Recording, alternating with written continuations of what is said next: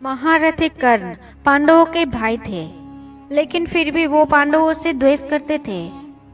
कुरुक्षेत्र में दुर्योधन का साथ देते हुए अर्जुन के हाथों कर्ण मारे गए थे। लेकिन क्या आप जानते हैं पांडवों की आत्मा मृत्यु के बाद भी मिलने आई थी? आखिर कौन सा ऐसा कारण था जिसके कारण पांडवों से मिलने कर्ण का आत्मा आई थी?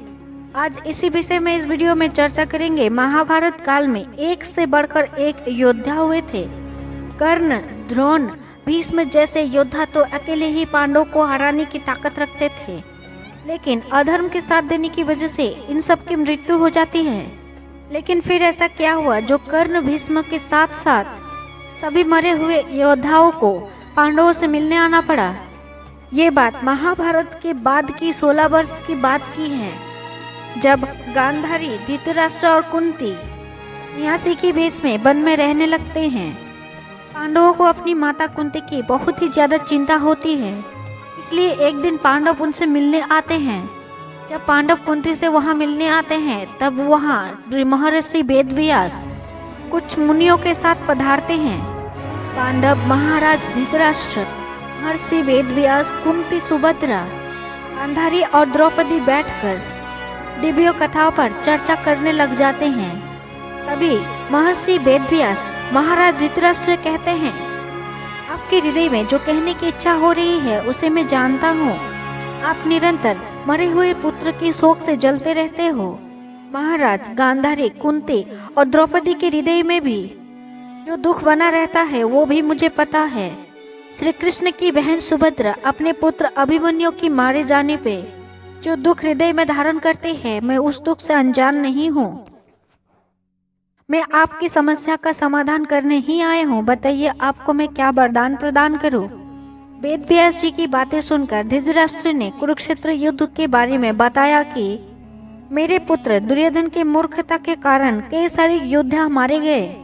दूसरे देशों की राजा जो दुर्योधन की सहायता करने के लिए आए थे वो भी मारे गए।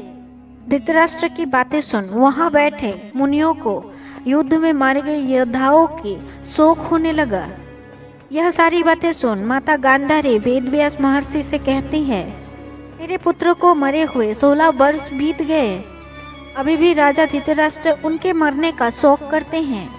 आप तो अपने तपोबल से दूसरी सृष्टि का निर्माण भी कर सकते हैं, तो एक बार राजा धृतराष्ट्र से उनके अपने पुत्र से मिलाना आपके लिए कौन सी बड़ी बात है?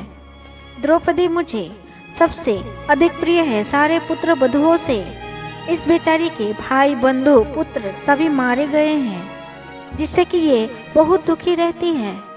श्री कृष्ण की बहन सुभद्रा हमेशा अपने पुत्र अभिमन्यु की वध से दुखी रहती है।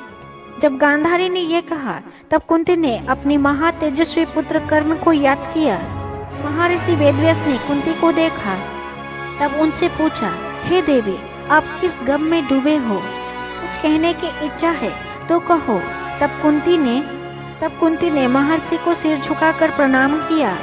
लज्जित होकर उन्हें कर्ण के त्यागने के बारे में बताया कि कैसे उन्होंने एक नवजात शिशु को गंगा में बहा दिया था, उसे नियति के भरोसे छोड़ दिया था। उसे लौटने के बाद भी अपने पुत्र का स्वीकार नहीं किया। सूत पुत्र होने के कारण उसे सबका अपमान सहना पड़ा। सबकी बातें सुन ऋषि वेदव्यास जी ने कहा, आज समस्त संसार मेरे तपोबल को देखे। गांधारी, आज तुम अपने पुत्र, भाइयों और उनके मित्रों को देखोगे। कुंती कर्ण को, सुभद्रा अभिमन्यु को, द्रौपदी अपनी 5 पुत्रों को देखेगी। वेदव्यास जी की वचन सुनकर सभी बहुत खुशी हो गए, और जब रात हो गई तब वेदव्यास जी की बताए अनुसार सब नदी के किनारे आ गए। इसके बाद वेदव्यास जी ने नदी में प्रवेश करके कौरवों और पांडवों पक्ष के मरे हुए योद्धाओं का आवाहन किया। के बाद भीष्म, द्रोण और उसके साथ सारे राजा अपनी सेनाओं के साथ वहां प्रकट हो गए। पुत्रों और सेना सहित ध्रुपद और विराट जल से बाहर आए। द्रौपदी के 5 पुत्र अभिमन्यु और घटोत्कच जल से बाहर आ गए। कर्ण, दुर्योधन, शकुनी, धृतराष्ट्र की पुत्र दुर्योधन, दुशासन समेत सभी बाहर आ गए। भगवत भूरिश्रवा, श्रवण, शैल्य आयो सहित कर्ण के पुत्रों वीरसेन भी जल से बाहर आए। राजकुमार लक्ष्मण धृष्टद्युम्न के पुत्र, त्रिखंडी के सभी पुत्र, राक्षस अलायुध इसके बाद बाहर आए। इसके बाद राजा भली, सोमदत्त, चिकितान और बहुत से वीर क्षत्रिय वीर बाहर आए। सभी चमकते हुए शरीर धारण करके उस जल से प्रकट हुए। पांडव अपने भाई कर्ण को देखकर फूट फूट रोए, क्योंकि जब कर्ण जीवित थे तब उन्होंने उनका कभी भी सम्मान नहीं किया, लेकिन उस समय के बाद उनका दुख दूर हो गया।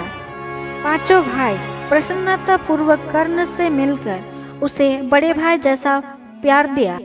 उसके बाद अभिमन्यु द्रौपदी के पांचों पुत्रों से मिलकर बहुत खुश हुए।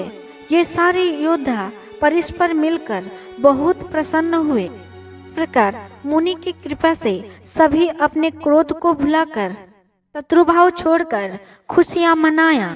ऐसा लग रहा था जैसे उनके बीच कोई दुश्मनी ना हो। कौरव और पांडव अपनी दुश्मनी भुलाकर कुरुवंश की दो भुजाओं की तरह प्रतीत हो रहे थे। वेदव्यास जी की तपोबल की शक्ति देख सभी प्रसन्न हुए कि उन्हें ऐसे लोगों से मिलने के लिए मौका मिला जिन्हें उन्होंने युद्ध के समय खो दिया था। इस प्रकार सारे मरे हुए योद्धा एक रात साथ रहने के बाद वहां से चले गए। उन योद्धाओं के साथ सभी मिलकर बहुत प्रसन्न हुए, लेकिन उन्हें जाने के बाद लगने लगा कि कुरुक्षेत्र